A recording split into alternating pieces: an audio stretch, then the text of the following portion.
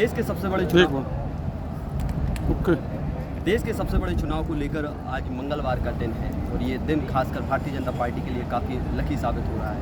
चर्चा करने के लिए हमारे साथ दमोह लोकसभा प्रत्याशी राहुल सिंह मोदी मौजूद हैं। उनसे सीधी बात करते हैं, आखिर शुरुआती रुझानों से लेकर जो अंतिम चरण में मतगणना चल रही है, जो उन्होंने बढ़त बनाई थी और लगातार कांग्रेस दूर दूर तक नज़र नहीं आ रही, क्या कहेंगे आप?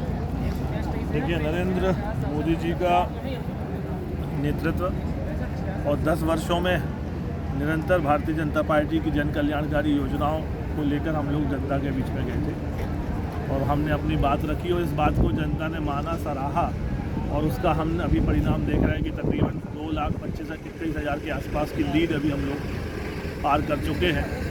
तो यही क्रम पूरे भारत में चल रहा है और शाम शाम तक आप रुझान देखेंगे कि बीजेपी एनडीए अपनी क्लियर मेजॉरिटी में सरकार बनाती हुई आपको। भारतीय जनता पार्टी का जो मुख्य उद्देश्य था, एजेंडा था, खासकर जो 29 सीटें जीतने का जो एजेंडा था भारतीय जनता पार्टी का, वो भी कहीं ना कहीं सुनिश्चित नज़र आ रहा है, क्या कहेंगे? देखिए, मध्य प्रदेश जो है वो भारतीय जनता पार्टी का गढ़ है। गढ़ मतलब संगठन के रूप में, वैचार के रूप में भारतीय जनता पार्टी की रीति नीति को लेके, और मध्य प्रदेश से ही पूरे देश में भारतीय जनता पार्टी के कार्यकर्ता और पूरे मतदाताओं को एक संदेश जाता है।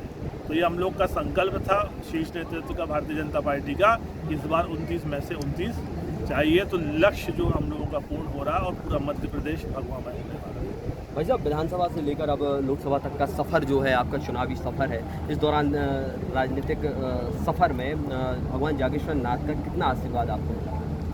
देखिए, मेरे इन 7-8 वर्षों के कार्यकाल में नर्मदा जी का, जागेश्वर नाथ जी का, भोलेनाथ का, कामता नाथ जी की बड़ी कृपा है और उसी कृपा को लेके ये निरंतर बिल्कुल काम चल रहा है। और मैं तो यही मानता हूँ कि मेरे जीवन में जो होता है, जो निर्णय होते, जो भी आता है, उसमें सब माई की इच्छा रहती है। तो आज भी यहाँ पहुँचे, ये जिम्मेदारी मिली है, तो उसमें कृपा है उनकी, और निश्चित ही जब कृपा हुई है तो उसको बाखूबी जिम्मेदारी से निभाएंगे और पूरे संसदीय सीट के लोगों की ईमानदारी से सेवा करेंगे।